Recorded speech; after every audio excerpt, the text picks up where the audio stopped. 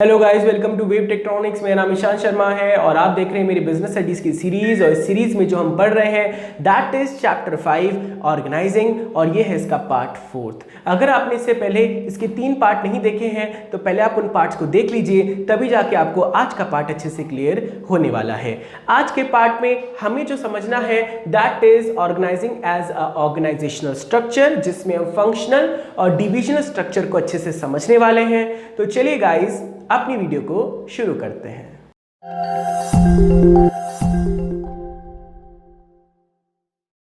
तो चलिए गाइस, शुरू करते हैं आज के टॉपिक को। और आज के टॉपिक में जो हमें समझना है दैट इज ऑर्गेनाइजेशनल स्ट्रक्चर। अब देखो होता क्या है, इसका क्या मतलब है। तो देखिए, हमारे इंडिया में या अगर हम वर्ल्ड की बात करें तो बहुत सारे अलग अलग वाइड वैरायटी की ऑर्गेनाइजेशंस हैं। कुछ ऑर्गेनाइजेशन प्रोडक्शन करती हैं, कुछ ऑर्गेनाइजेशन सर्विसेज देती हैं, कुछ ऑर्गेनाइजेशन का अलग टाइप का नेचर होता है। तो देखिए, ऑर्गेनाइजेशन बहुत अलग अलग तरह की हो सकती है, उसमें काम भी बहुत अलग अलग तरह का हो सकता है। तो इसीलिए हर ऑर्गेनाइजेशन का जो स्ट्रक्चर होता है, स्ट्रक्चर का मतलब उसका पैटर्न कि कौन किस पोस्ट पे बैठेगा, किसकी कितनी अथॉरिटी है, किसकी कितनी रिस्पॉन्सिबिलिटी है, किसको क्या पावर दी जाएगी, इसे हम ऑर्गेनाइजेशनल स्ट्रक्चर कहते हैं। तो ऑर्गेनाइजेशनल स्ट्रक्चर क्या होता है? एक पैटर्न होता है जिसमें ऑर्गेनाइजेशन बैठती है और उसके अकॉर्डिंग ही सारा काम किया जाता है। तो इसको ऑर्गेनाइजेशनल स्ट्रक्चर कहा जाता है। तो आज हम लोगों को पढ़ना है organising as a organisational structure. इससे पहले हमने क्या पढ़ा था? Organising as a process. तो आप आई होप आपको प्रोसेस वाला तो पूरा पार्ट क्लियर हो गया होगा। तो आज हमें ऑर्गेनाइजिंग को दूसरे नजरिए से पढ़ना है, दैट इज ऑर्गेनाइजेशनल स्ट्रक्चर। अब ये क्या चीज होती है, यहाँ पे हम इसकी डेफिनेशन लिखिए से समझते हैं। It refers to that framework, ये वो फ्रेमवर्क है विद इन विच, जिसमें ऑल मैनेजरियल, सारे मैनेजर्स का जो भी काम होगा, and non managerial task, manager वाला टास्क और नॉन मैनेजरियल वाला टास्क जो होगा वो परफॉर्म किया जाएगा। इसको ऑर्गेनाइजेशनल स्ट्रक्चर कहते हैं। आप ये भी कह सकते हो कि ये एक ऑर्गेनाइजेशन का ढांचा, मतलब एक स्ट्रक्चर कि ऑर्गेनाइजेशन किस तरह से बनी हुई है, सीईओ कौन होंगे, बोर्ड ऑफ डायरेक्टर कौन होंगे, जनरल मैनेजर कौन होंगे, कितने डिपार्टमेंट होंगे। तो ये जो पूरा स्ट्रक्चर है इसको ऑर्गेनाइजेशन स्ट्रक्चर कहते हैं। इसमें रूल्स, रिस्पॉन्सिबिलिटी, अथॉरिटी और ये सारी चीजों को, पावर को, इन सब चीजों को अच्छे से डिस्कस किया जाता है और उसके अकॉर्डिंग पूरा फ्रेमवर्क बनाया जाता है और उसी के अकॉर्डिंग सारे एम्प्लॉइज, सारे मैनेजर्स, सीईओ, डायरेक्टर्स उसी चेन में बैठते हैं। इसको ऑर्गेनाइजेशन स्ट्रक्चर कहते हैं। अब यहां पे आएगा अगला topic, that is span of management. Span of management का मतलब कि एक मैनेजर के नीचे कितने लोग वो एक साथ कंट्रोल कर सकता है, इसे स्पैन ऑफ मैनेजमेंट कहते हैं। जैसे it refers to the number of subordinate, कितने subordinate that can be efficiently controlled by a manager, जो कंट्रोल कर सकता है मैनेजर एफिशिएंट तरह से, सही तरह से। और ये जनरली होते हैं 5 से 6। तो 5 से 6 एम्प्लॉइज एक मैनेजर जो कंट्रोल कर सकता है एक सही तरीके से, उसको स्पैन ऑफ मैनेजमेंट कहते हैं। तो आपके बिजनेस के 12th क्लास के सिलेबस में हमारे पास 2 तरह के ऑर्गेनाइजेशन स्ट्रक्चर हैं।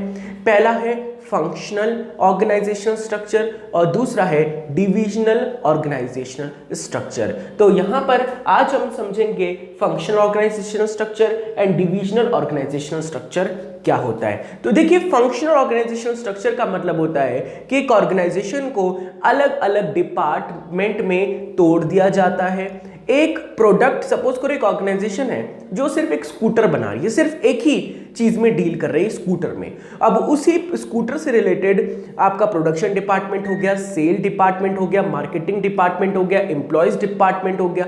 ये डिपार्टमेंट बना दिए गए एक ही प्रोडक्ट से रिलेटेड, इसको कहते हैं फंक्शनल ऑर्गेनाइजेशनल स्ट्रक्चर। मतलब काम के आधार पे चीजों को बांट देना, फंक्शनल ऑर्गेनाइजेशनल स्ट्रक्चर।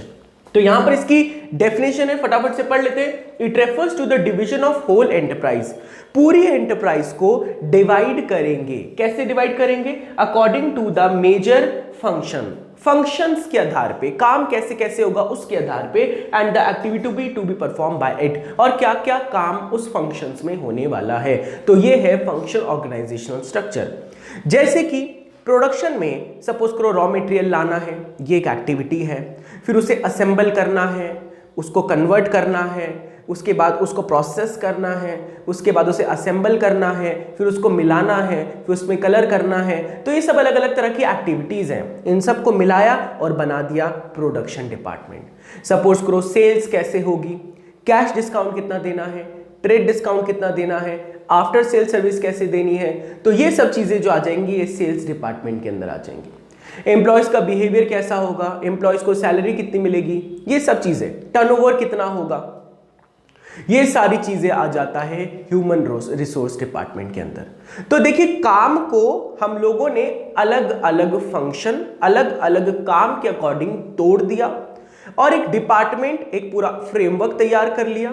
इस फ्रेमवर्क को कहते हैं फंक्शनल ऑर्गेनाइजेशनल स्ट्रक्चर। तो देखिए कैसा दिखता है, तो देखिए इस तरह से दिखता है कि सबसे पहले यहां पर होंगे शेयर होल्डर्स, जो कंपनी में पैसा लगाते हैं, उन लोगों को सबसे टॉप पे बिठा दिया जाएगा। फिर आएंगे बोर्ड्स ऑफ डायरेक्टर, मतलब जो कंपनी को फ्रेम करते हैं, जो कंपनी को बनाते हैं, वो आ जाएंगे। फिर आएगा जनरल मैनेजर, जनरल मैनेजर मतलब एक हेड आ जाएगा और इसी के नीचे सारे के सारे डिपार्टमेंट बन जाएंगे। तो जनरल मैनेजर के नीचे है प्रोडक्शन डिपार्टमेंट, जो प्रोडक्शन से रिलेटेड काम करेगा। मार्केटिंग डिपार्टमेंट, तो यहां पर हम क्या करते हैं, डिपार्टमेंट तो बनाते हैं, सब डिपार्टमेंट भी बना देते हैं। सब डिपार्टमेंट का मतलब मार्केटिंग डिपार्टमेंट में सेल डिपार्टमेंट आ गया, एडवर्टाइजिंग डिपार्टमेंट आ गया, फिर मार्केटिंग रिसर्च डिपार्टमेंट आ गया, ये सब आ गया मार्केटिंग डिपार्टमेंट के अंदर। उसके बाद फाइनेंस डिपार्टमेंट आ गया और पर्सनल डिपार्टमेंट आ गया। तो यहाँ के जो बॉसेस होंगे, यहाँ पे जितने भी बॉसेस हैं, वो सारे बॉसेस जो होंगे वो मार्केटिंग डिपार्टमेंट के हेड को रिपोर्ट करेंगे। फिर ये जो चार, यहां पर जो चार हेड्स होंगे, चार जो अलग अलग हेड्स बनाए गए हैं, ये चार हेड्स रिपोर्ट करेंगे जनरल मैनेजर को और जनरल मैनेजर रिपोर्ट करेगा बोर्ड ऑफ डायरेक्टर को। तो इस पूरे कॉन्सेप्ट को कहते हैं फंक्शनल ऑर्गेनाइजेशनल स्ट्रक्चर। मतलब आपने क्या किया, ऑर्गेनाइजेशन को काम के आधार पे बांट दिया, क्या क्या काम होगा, प्रोडक्शन अलग कर दिया, फाइनेंस अलग कर दिया, मार्केटिंग अलग कर दिया, ह्यूमन रिसोर्स डिपार्टमेंट अलग कर दिया। अगर हम काम के आधार पे चीजों को बांटेंगे तो इसे कहेंगे फंक्शनल ऑर्गेनाइजेशनल स्ट्रक्चर।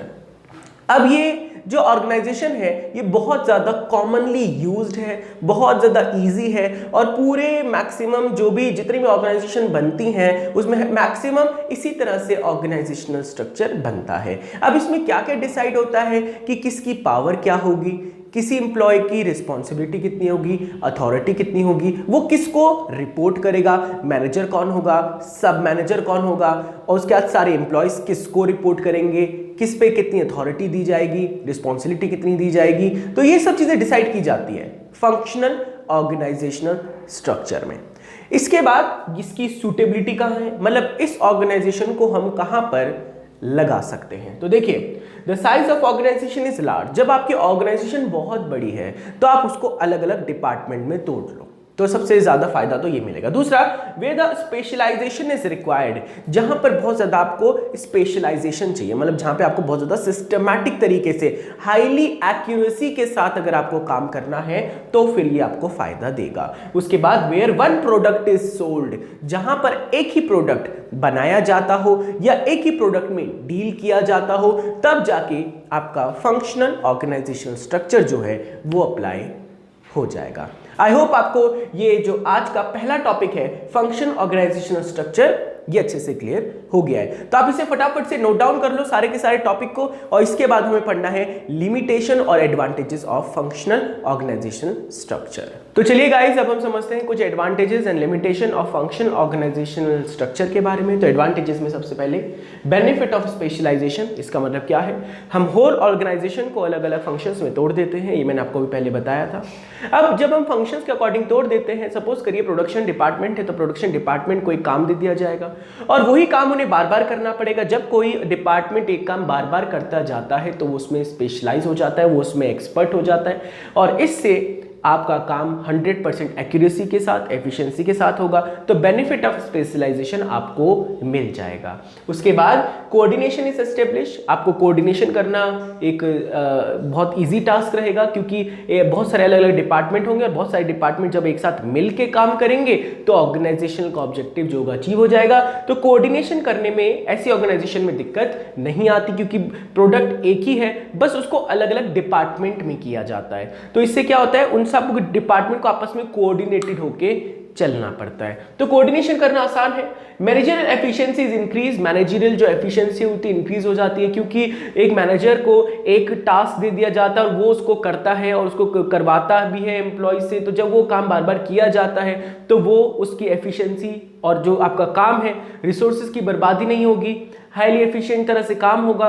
तो इससे क्या होगा, मैनेजर की जो एफिशिएंसी है वो बढ़ जाती है, क्योंकि वो टीम को लीड करता है। Minimum duplication of efforts, obviously बात है कि जब हम डिपार्टमेंट बना रहे होंगे तो प्रोडक्शन डिपार्टमेंट को सिर्फ प्रोडक्शन का काम मिलेगा, फाइनेंस डिपार्टमेंट को सिर्फ फाइनेंस का काम मिलेगा। तो यहाँ पर जो डुप्लीकेट काम होते हैं उसे मिनिमम कर दिया जाता है और हर एक डिपार्टमेंट को अलग अलग काम सौंप दिया जाता है। तो डुप्लीकेशन ऑफ एफर्ट्स और डुप्लीकेशन ऑफ जो वर्क है वो पॉसिबल नहीं होता, मतलब आपकी जो टाइम की बर्बादी है वो नहीं होने वाली है। तो ये है आपका minimum duplication of efforts. Training is facilitated, आप ट्रेनिंग जब आप किसी को देना चाहते हो, किसी डिपार्टमेंट, सपोज करो एक फाइनेंस डिपार्टमेंट है, उसे फाइनेंस से रिलेटेड कुछ ट्रेनिंग चाहिए, तो आप पूरे ऑर्गेनाइजेशन को ट्रेनिंग देने से बेटर है आप सिर्फ फाइनेंस डिपार्टमेंट को ही ट्रेनिंग दोगे और उससे वो वाला डिपार्टमेंट हाईली स्पेशलाइज हो जाएगा। तो ट्रेनिंग देना बहुत आसान होता है इस फंक्शन ऑर्गेनाइजेशन स्ट्रक्चर के अंदर, और इसके बाद आता है equal weightage to all the function, और इसमें सारे जो डिपार्टमेंट होते हैं उसको सब इक्वल वेटेज मिलती है, सबको एक सेम नजरिए से एक जनरल मैनेजर देखता है। और क्योंकि सारे डिपार्टमेंट एक ही यूनिट के ही होते हैं तो वो एक सही तरह से काम करवाता है जनरल मैनेजर, जिससे कि आपकी हाईली एक्यूरेसी आपको मिल सके और प्रोडक्ट का हाई क्वालिटी का डेवलपमेंट हो सके। तो ये है फंक्शनल ऑर्गेनाइजेशन के कुछ एडवांटेजेस। पहला है स्पेशलाइजेशन मिलेगा, दूसरा कोऑर्डिनेशन करना आसान होगा, मैनेजरियल एफिशिएंसी बढ़ जाएगी, मिनिमम डुप्लीकेशन ऑफ एफर्ट्स होगा, ट्रेनिंग आप करना बहुत आसान है, किसी भी डिपार्टमेंट को उठा के ट्रेनिंग दे दो, और equal weightage to all the function, सारे फंक्शन को इक्वल वेटेज आप दे सकते हो। इसके बाद यहाँ पर कुछ लिमिटेशंस हैं। लिमिटेशंस का मतलब होता है खामियां, क्या क्या खामियां हैं। तो देखिए, इग्नोरेंस ऑफ ऑर्गेनाइजेशन ऑब्जेक्टिव, जो मार्केटिंग डिपार्टमेंट होगा सिर्फ वो अपने डिपार्टमेंट ही में फोकस करेगा, फाइनेंस डिपार्टमेंट चाहेगा सिर्फ मेरा डिपार्टमेंट ऊपर हो, प्रोडक्शन डिपार्टमेंट सोचेगा मेरा हाई क्वालिटी का प्रोडक्ट बने,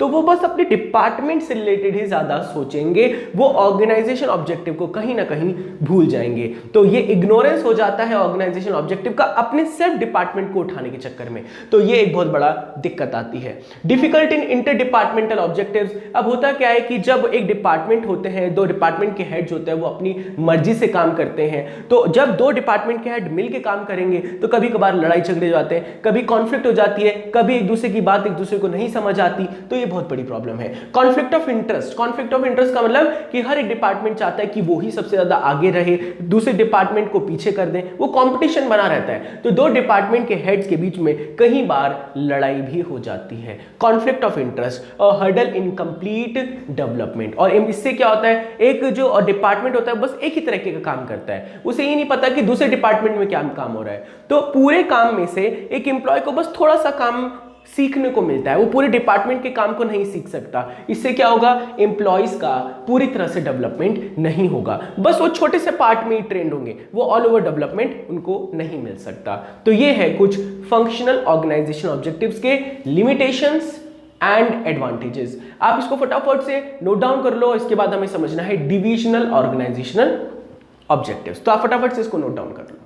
तो चलिए गाइस, अब हम समझते हैं डिविजनल ऑर्गेनाइजेशन स्ट्रक्चर क्या होता है। तो देखिए, फंक्शनल ऑर्गेनाइजेशन स्ट्रक्चर का मतलब होता है कि हम अपने डिपार्टमेंट को अलग अलग फंक्शंस के अकॉर्डिंग तोड़ देंगे, इसे फंक्शनल ऑर्गेनाइजेशन स्ट्रक्चर कहते हैं। लेकिन ये तब सूटेबल है जब आप एक तरह का सामान बना रहे हो, एक ही प्रोडक्ट बना रहे हो या एक ही सर्विस में डील कर रहे हो, तो बेस्ट है वो। लेकिन अगर सपोज करिए आप वेराइटी का सामान बना रहे हो, सपोज करो आप प्लास्टिक का भी सामान बना रहे हो, मेटल का भी सामान बना रहे हो, तो फिर उसके लिए एक डिपार्टमेंट का होना, प्रोडक्शन मतलब वो उसके लिए भी कर रहा है, उसके लिए भी कर रहा है, तो वो सही चीज नहीं रहेगी। तो अब क्या है, अब डिवाइड हो जाएगा। प्रोडक्शन जो होगा, प्रोडक्शन, मार्केटिंग, सेल्स, फाइनेंस, अगर मेटल का काम होगा तो अलग कर दो, और प्लास्टिक का काम है तो प्रोडक्शन, फाइनेंस, मार्केटिंग डिपार्टमेंट उसका अलग कर दो। मतलब दो अलग अलग डिवीजन बना दो, दो अलग अलग डिपार्टमेंट के ऊपर एक अलग अलग डिवाइड कर दो, डिवीजन बना दो। तो इसको बोलते हैं डिविजनल ऑर्गेनाइजेशनल स्ट्रक्चर। क्योंकि देखिए होगा क्या, क्योंकि अगर एक ऑर्गेनाइजेशन में एक ही डिपार्टमेंट दोनों के लिए काम करेगा, मेटल के लिए भी और प्लास्टिक के लिए भी, तो काम एफिशिएंसी से नहीं होगा, एक्यूरेसी से नहीं होगा, आपकी रिसोर्सेज की बर्बादी हो जाएगी।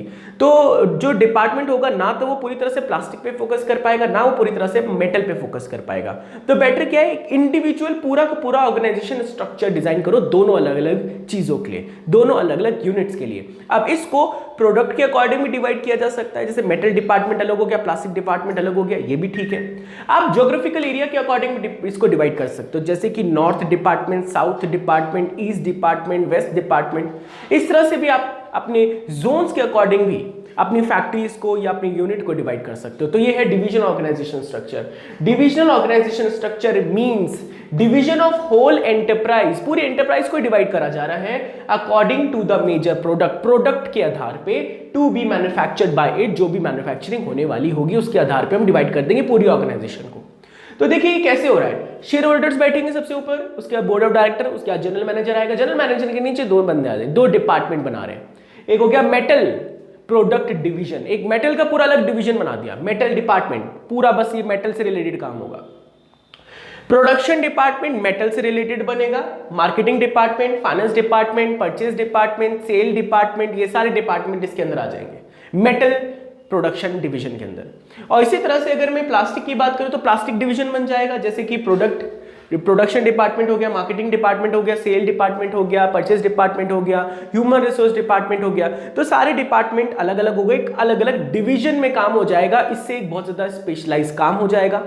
दोनों अलग अलग प्रोडक्ट हाईली इक्वल वेटेज हैं, तो हर एक दोनों का सही तरह से काम होगा। तो ऑब्वियसली इंडिया में जो बड़े बड़े बिजनेसमैन होते हैं तो वो इसको ज्यादा यूज करते हैं। रीजन क्या है, क्योंकि उनकी वैरायटी का सामान, सपोज करिए टाटा है तो टाटा कार्स भी बनाता है, ट्रक्स भी बनाता है, टाटा का सॉल्ट भी आता है, टाटा के वॉचेस भी आती हैं। तो देखिए सबके अलग अलग डिविजन्स हैं, वो एक ही डिपार्टमेंट सारा काम नहीं कर सकता, तो बेटर क्या है डिवीजन बना दो। तो इसको बोलते हैं डिविजनल ऑर्गेनाइजेशनल स्ट्रक्चर।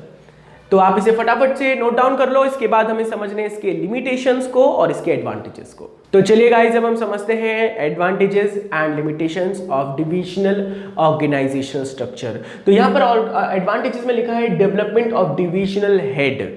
जो एक डिविजनल हेड होगा, जैसे प्लास्टिक का एक अलग हेड होगा, मेटल का एक अलग हेड होगा, तो वो जो हेड होगा उसके नीचे बहुत सारे अलग अलग तरह के डिपार्टमेंट होंगे जो वो उसको हैंडल करेगा। तो इससे क्या होगा, जब वो वेराइटीज ऑफ डिपार्टमेंट को हैंडल करेगा तो उस मैनेजर का पूरी तरह से डेवलपमेंट हो जाएगा। क्यों? क्योंकि उसे बहुत सारी नॉलेज मार्केटिंग की भी होगी, सेल्स की भी होगी, प्रोडक्शन की भी होगी, और वही जिम्मेदार होगा उस ऑर्गेनाइजेशन के सक्सेस या फेलियर के लिए। तो ये है डेवलपमेंट ऑफ डिविजनल हेड। इसका divisional result can be accessed, मतलब एक जो बोर्ड ऑफ डायरेक्टर होगा तो वो देख सकता है कि प्लास्टिक वाले डिपार्टमेंट में कितना काम हुआ और मेटल वाले डिपार्टमेंट में कितना काम हुआ, क्योंकि वो डिविजनल हेड से बात करेगा और हर एक डिवीजन अलग अलग होगा। तो हम हर एक अलग अलग डिवीजन का अलग अलग रिजल्ट पता कर सकते हैं कि कौन सा डिपार्टमेंट आगे है, किसके में कितना काम हो गया, किस में कितने रिसोर्सेज बन गए हैं, कितना सेल हो गया है, कितना परचेज हो रहा है। तो ये सब अलग अलग रिजल्ट्स आप पता कर सकते हो अलग अलग डिवीजन की वजह से। उसके बाद क्विक डिसीजन मेकिंग हो सकती है, मतलब अगर आपको मेटल में कुछ डिसीजन अप्लाई करने हैं तो वो पूरा डिपार्टमेंट एक हेड के पास रहेगा, तो फटाफट से अपने डिसीजंस को ले पाएगा, उसे और किसी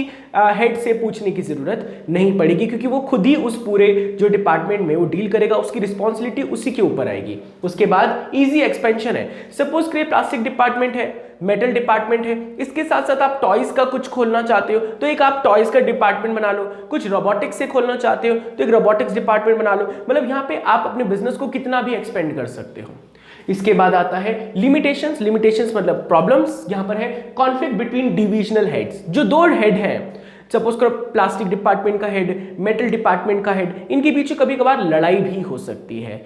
तो ये बहुत बड़ी प्रॉब्लम है। डुप्लीसिटी ऑफ वर्क, आपका जो काम है वो डुप्लीकेट हो सकता है। सपोज के प्रोडक्शन डिपार्टमेंट में मेटल्स में भी वही प्रोसेस फॉलो कर रहे हैं और जो आपका प्लास्टिक वाला डिपार्टमेंट का जो प्रोडक्शन डिपार्टमेंट होगा वहां पर भी वो सेम प्रोसेस फॉलो हो रहा है, तो यहाँ पर डुप्लीकेशन ऑफ एफर्ट्स हो सकता है। उसके बाद सेल्फिश एटीट्यूड होगा, हर एक जो डिपार्टमेंट होगा, जो हेड होगा, वो अपने डिपार्टमेंट में ज्यादा फोकस करेगा रादर देन पूरी ऑर्गेनाइजेशन के लिए, तो यहाँ पर कुछ सेल्फिश एटीट्यूड जो होता है वो डेवलप हो सकता है। तो ये इसके कुछ एडवांटेजेस हो गए और यहाँ पर कुछ इसके लिमिटेशन हो गए। अब ये ऑर्गेनाइजेशन कहाँ पर सूट करता है, तो देखिए मोर देन वन प्रोडक्ट, ये वो ऑर्गेनाइजेशन उसके लिए ये सबसे ज्यादा बेस्ट है जहां पर एक से ज्यादा प्रोडक्ट बनाए जाते हो, जहां पे वैरायटी ऑफ प्रोडक्ट बनाए जाते हो, तो फिर डिवीजन कर दो, चीजों को बांट दो तो ज्यादा बेटर रहेगा। उसके बाद size of business is really large, suppose करिए आपका बिजनेस का ऑर्गेनाइजेशन का जो साइज है वो बहुत ही बड़ा है, तो वहां पर उसको आप डिवाइड कर सकते हो अलग अलग डिविजन्स के अंदर।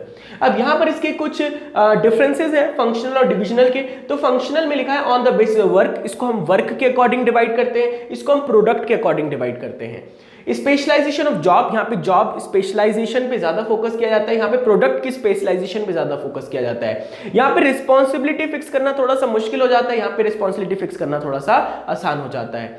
यहाँ पे जहाँ पे एक प्रोडक्ट सोल्ड होगा या एक प्रोडक्ट में डील होगा तो वो फंक्शनल होगा, लेकिन ज्यादा प्रोडक्ट में डील होगा तो वो डिविजनल होगा। यहाँ पर डुप्लीकेशन ऑफ एफर्ट्स नहीं हो सकते और यहाँ पे डुप्लीकेशन ऑफ एफर्ट्स जो होंगे वो हो सकता है, मतलब यहाँ पे काम डुप्लीकेट तरह से या दो डिपार्टमेंट में सेम स्ट्रैटेजी से काम किया जा सकता है। तो ये है फंक्शनल और डिविजनल ऑर्गेनाइजेशन स्ट्रक्चर के बारे में। आई होप आपको आज का टॉपिक जो फंक्शनल और डिविजनल ऑर्गेनाइजेशन स्ट्रक्चर है वो अच्छे से क्लियर हो गया होगा। अगर आपको आज के टॉपिक में कोई भी प्रॉब्लम आई है तो आप इसको कमेंट सेक्शन में लिख सकते हैं या आप हमको ईमेल भी कर सकते हैं। अगर आपको ये वीडियो पसंद आई है तो आप इस वीडियो को अपने दोस्तों के साथ जरूर शेयर करिए, जिससे उनके भी बिजनेस के कॉन्सेप्ट अच्छे से क्लियर हो पाए। इसके बाद हमें इसके नेक्स्ट टॉपिक में जो पढ़ना है that is decentralisation delegation of authority. तो अब इसके बाद हम इसकी नेक्स्ट पार्ट में मिलने वाले हैं। Till then bye bye.